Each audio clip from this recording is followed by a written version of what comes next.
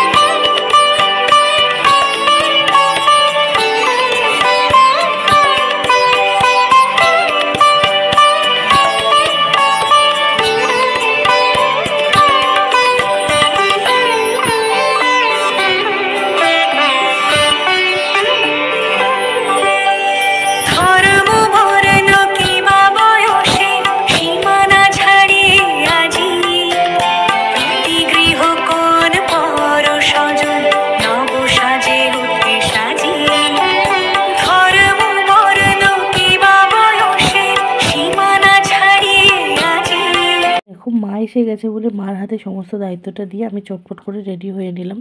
তো দেখো, শাড়িটা পরে নিয়েছি। আর দেখো, এখানে ঠাকুরমশাই এসে গেছে। তো সমস্ত জোগাড় এখানে রেডি হয়ে গেছে। এবার পুজো শুরু করছে ঠাকুরমশাই। তো সেটাই দেখো।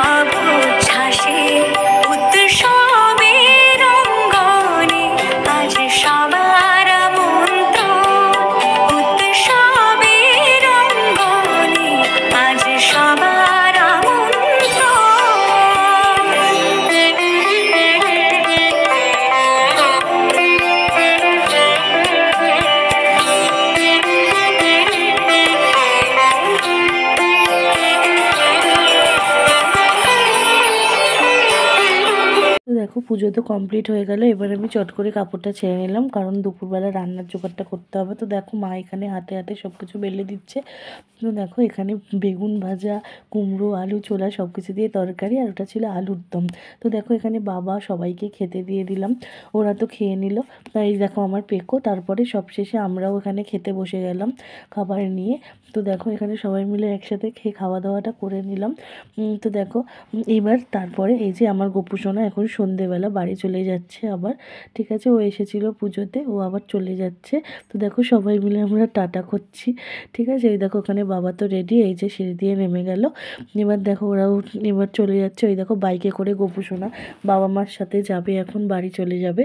তো দেখো আমি ছাদ থেকে ওদেরকে টাটা করে দিলাম। ঠিক আছে, সবশেষে ওরা এখন চলে যাচ্ছে। তো যাই হোক, দেখো বাবা মার সাথে তো গোপু সোনা বাড়ি চলে গেল। আর তোমাদেরকে একটা কথা বলি, আমার ভিডিওটা যদি তোমাদের ভালো লেগে থাকে, ভিডিওটাকে প্লিজ লাইক করে দিও একটা, আমার চ্যানেলটাকে সাবস্ক্রাইব করো। ঠিক আছে, আর ভালো লাগলে শেয়ার করো। আর সবার শেষ একটা কথা, আমার সাথে থেকো তোমরা, যদি আমার ভিডিওগুলো তোমাদের ভালো লেগে থাকে। তো আজকে আর এই পর্যন্তই, সবাই সুস্থ থেকো, ভালো থেকো, টাটা।